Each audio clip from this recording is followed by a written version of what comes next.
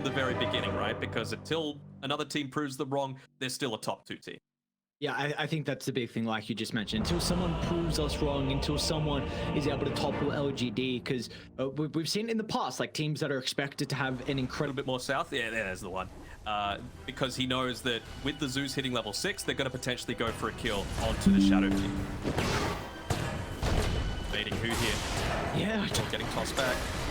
Not the neutrals to provide the extra damage as well. Theolocal, you're okay for the moment. Lumiere is going to finally step in, but lost the full duration out of the battery still. So it just looks like a lot of posturing going on down bottom at the moment, but Faith Beyond has the flags and 3 points in the Eidolons now, so the damage is really going to start to stack up. Hokori need to show some respect here.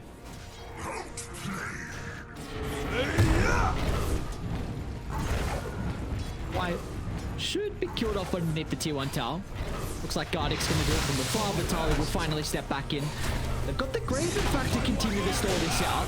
Let's see if the Thunder Gods is going to be used. It's not enough, and now Vitali gets enough experience thanks to the kill onto the Dazzle. So now he's got the first spot of the game to work with. 3 deaths for Arme. Secure the kill onto Arme. 3 deaths on the Terrorblade.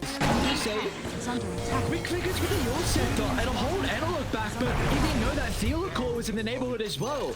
So another hook shot on the mark here for the Clockwork, catching out Nothing to Say, who's having a really difficult time at entering this game 1. He is, but it is space being given over to Xingqiu as well. Like, with that, they were able to get a pick off onto the Winter Wyvern. You know, most of the time you would think mid laner for POS 5, not worth it, but if it means Tiny gets that early Blink Dagger, well worth it. And even just the way that Xingqiu's been farming as well. He's just been throwing out the toss only, not avalanche toss, making sure he's always got mana for the potential gank that's set to come from Hokori, because they realize how close they are to this timing. Now though, he's got the Blink Dagger, he's got a smoke queued up, and not even TPing right onto the back line. If they can take out the Wyvern, it opens up so much. Faith Beyond, that's an aggressive TP. Straight into the middle. Xingqiu with the toss back, a lot of damage onto the Conqueror at the moment. Analog is able to pop the BKB. Now Theolocore once again is able to jump into the middle of the fight. The Yours will be able to counteract the Requiem, but Lumiere with the right click damage is starting to rack up. They need to avoid Arme, that's where the Cyclone's able to come into play. But can they address the rest of PSG.LGD now? They'll turn to deal with the Wraith Pack, and as soon as that killed off, it looks like PSG.LGD have concerns with their positioning, so they're going to look to back up, cutting their losses in 2 members, but Faith Beyond, he might have an angle for the Black Hole. He's trying to find an opening to enter the fight, but the Cloaks will block him from finding that opening as Hokori bring down 3 members, and they lose no one.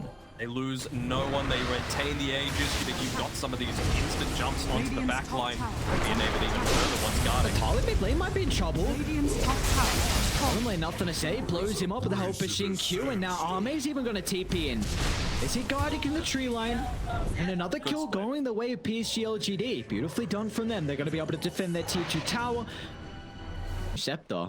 Got this Wind Panda trying to scout out anyone in the jungle. Oh, they'll run into Nothing to Say, in fact. They need an angle for the hook shot, and Theolocore just clipping even after the jump away. Beautifully done from Hokori. Quick movement from them, catching Nothing to Say off guard. Any more mid lane? Oh, that was just the X-Concoct. He's okay. Go for more. I mean, again, permanently keeping this Wind Panda available means that you just look to find the Dazzle.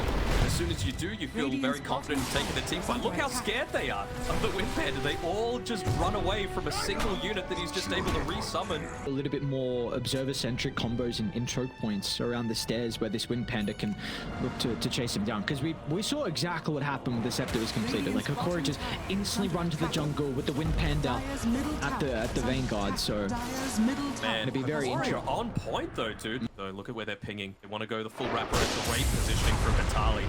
Instant use of the Thunder Gods as well. Scouts out the Primal. The jump in from Theolocore, and might give him enough time to get the Primal split off, but Arme just turns and starts to right click the members down. Bye-bye Winter Wyvern. He's going to buy back to look to rejoin. But how do they address Arme at the moment? Lumia's going to be for the middle. Stuff. Charging up directly with the Grave from Wyatt. Might give him a time for the side of the Primal as well. Arme's alive, and now they can turn it around. The right clicks are going to work. Lumiere will fall, and the rest of Hokori will join him in the grave as PSG PSG.LGD. They were seconds away from losing the team fight, seconds away from Arme being blown up, but they kept him alive long enough. And that will enable them to take the skirmish. Oh, the black hole coming through as well onto the perfect target, just giving him enough time to be able to get that Sunder through. It was a great Winter's Curse ending of vision around the map and punished Hokori very effectively. Coming in. This is a slight window with the Metamorphosis on cooldown as Theocore finds the opening onto Faith Beyond once again, with the BKB still yet to be completed. So they'll get a big kill onto the Enigma. Let's see if they can catch up to Shinkyu as well. The Blink coming up shortly. Regarding Lumiere, they're able to get the damage off to be able to prevent that. So Corey Gem as well. will at least get 2 kills and the gem. Nice little bonus there. Do they see it? Maybe. Oh, Faith Beyond sees it. Seemed like Hokori do as well. It's nighttime, man. I'm telling you, it decides a lot of games. Tali Pushing in. dispel it, but guarded again the person that's going to be caught out. They need the Winter Wyvern in this team fight. The save along with the curse to potentially deal with Arme is vital for them, but they will not have him. This is the threat. And Arme, he's just going to jump onto the T4 tower. A couple of crits. Oh my, Arme just cleans up Analog. Shinkyu's going to fall up as well, grouping them all together. Faith Beyond's waiting for the opening.